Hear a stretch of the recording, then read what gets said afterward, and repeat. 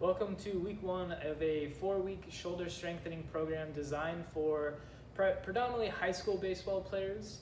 The purpose of this video is for a high school player who's missing out on their season right now, stuck at home, looking to get stronger, get ready for hopefully a summer season. Each week we'll be posting a new video. The video will consist of about 6 to 8 exercises with cues and tips for performing each exercise correctly.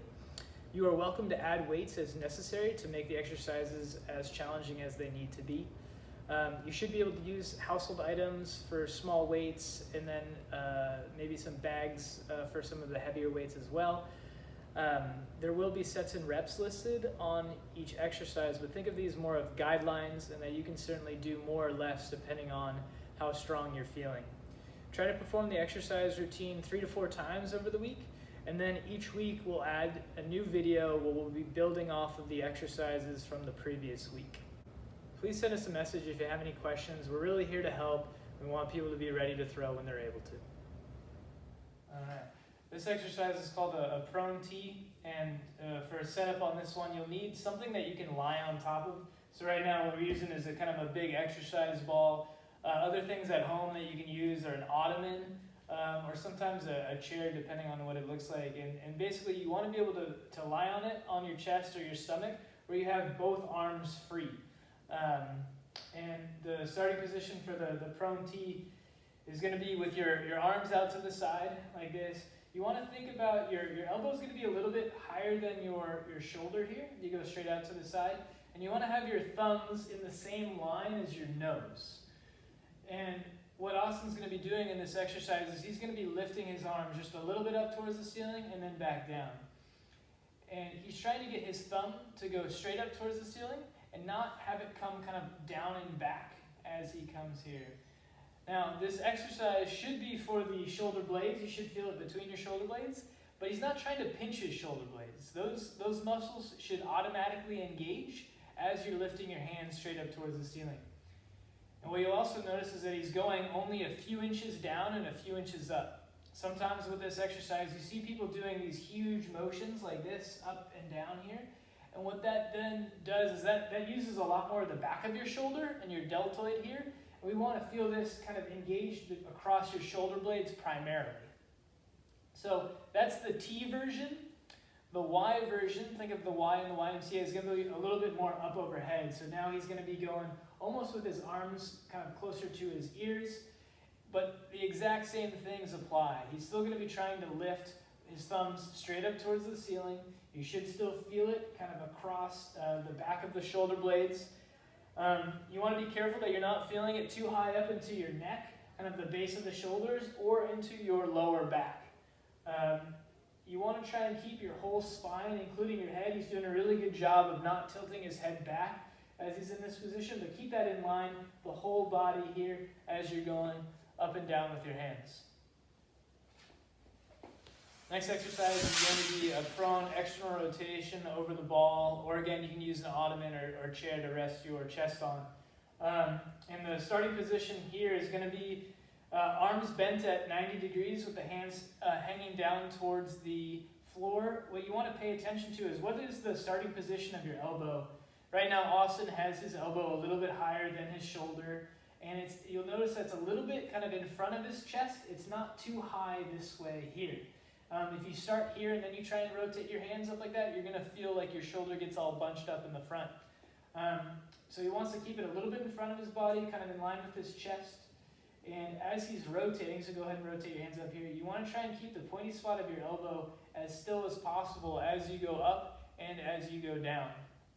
And what you should feel is that as you bring your hands up into this position here, is that you should feel something across the upper back into your shoulder blades engaging.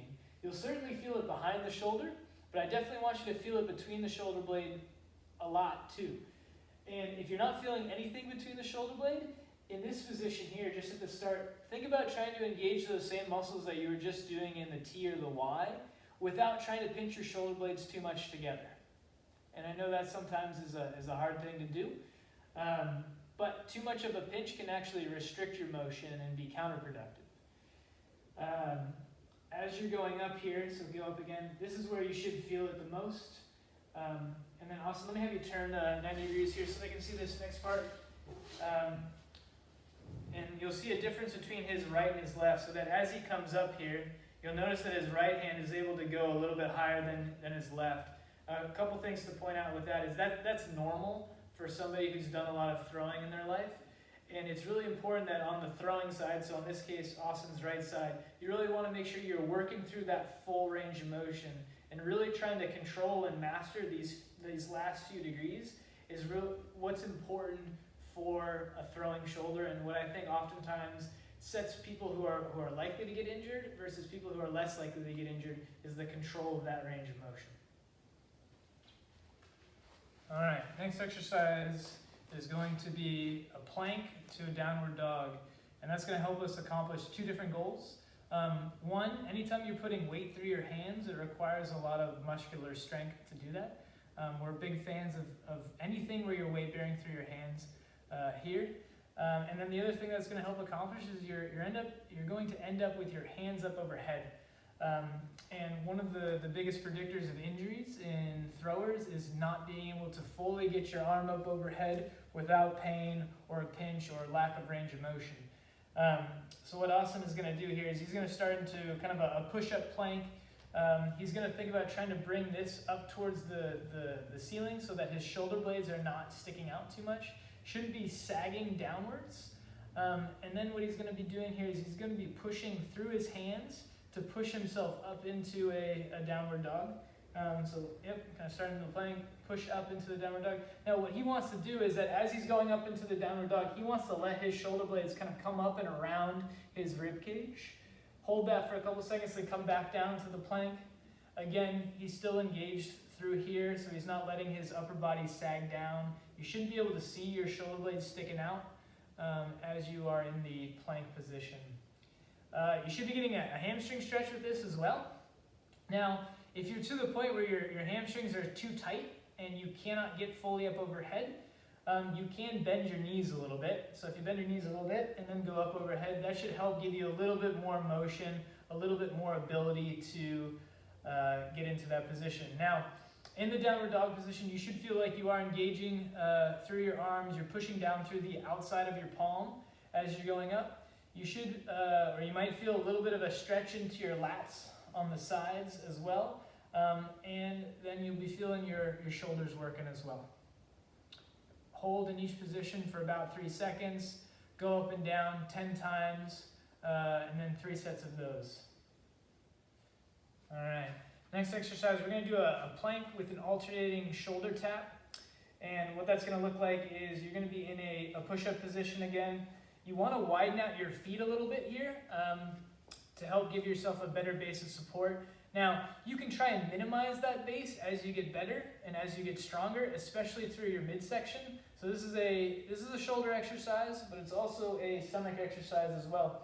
So what Austin's going to do here is he's going to push himself up into a tall plank here, and he's going to take one hand and he's going to tap it towards his opposite shoulder, and then back down, and alternate to the other side. Try and hold it for a few seconds. What your goal here is that as you pick up your hand, your body weight, your trunk, your hips, everything else doesn't shift towards the opposite side. So you can see in the video, he's doing a good job of keeping everything fairly straight in line here. And what that's going to work his shoulders, but also his stomach too. He's trying to keep his hips level here, not letting them tilt side to side as well. And just like with the downward dog, you're trying to keep this pushed up the whole time, right? So don't let yourself sag between your shoulder blades. That doesn't mean pinch your shoulder blades. That means actually kind of push your hands down into the ground to get your body to push up towards the ceiling.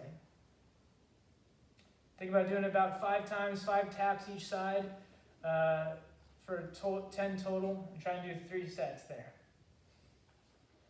Next exercise is going to be a belly press for your internal rotators, specifically your subscapularis. This is an important muscle for being able to stabilize your humeral head on the socket as you're throwing. A little bit of an unusual position here. We're going to have a ball or something that's easily compressible sitting on top of your belly button. So at home, your best option might be a pillow or something like a towel that you can push into.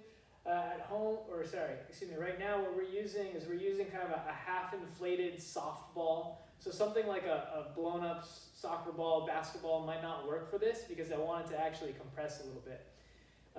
You're going to put it on top of your belly button here. Your elbow is going to be out to the side. We'll take a picture of that in a second, or we'll have Austin turn it to the side. And what you want is your shoulder not to be rolled forward as you're doing this, but kind of keeping this back here. And all you're going to do is you're going to push your hand down into your stomach. You're going to hold that for 5 seconds or so, and then relax.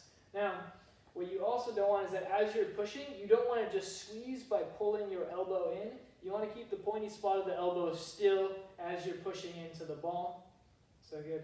Awesome. I'm going to have you turn 90 degrees here so they can see it from the side. So you can see that as he's pushing into the ball, his elbow is staying still. It's not kind of pulling inwards like this as he's doing it. Now, if you're doing this one right, you should feel something on the front side of your chest, in front of your shoulder working to try and apply some pressure into the ball. All right, next exercise is going to be the farmer's carry. Now this one might be the hardest one to do at home just because you'll have to find something that's heavy enough to carry. In the clinic or in the gym, we'd want you to do this with 2 heavier dumbbells. At home, you might find a backpack that you can put some weights into, a bucket, suitcases, you can put books, bags of water, different things you can find at home. And all you're trying to do is make something heavy that's fairly equal on both sides that you'll be able to walk back and forth with while maintaining a good position. Let's talk briefly about what a good position is. So Austin's basically just going to be standing there with his arms by his side with 2 weights in his hands. He's not going to try and shrug up like this. He's not going to try and stick his chest out. He's basically just going to try and see if he can maintain that position. He wants to think that he's got a string attached to his head and the string is getting pulled up towards the ceiling. So he's trying to stay kind of elongated, but not, arched backwards or forwards, either way with that. Now, when he's actually doing the exercise, he's going to be walking back and forth. So here, Austin had me walk back and forth. And all you're trying to do is maintain that position as you're walking back and forth.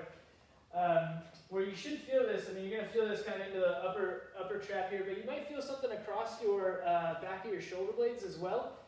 And then definitely your hands and your forearms. That's probably what should give out first. What should happen though is that as the weights get heavier, just be careful that your shoulders aren't sinking downwards here. You're still able to maintain that same position as you continue to move back and forth. So your goal should be to be able to use a weight that's heavy enough to do this for about 30 seconds before you have to put the weight down.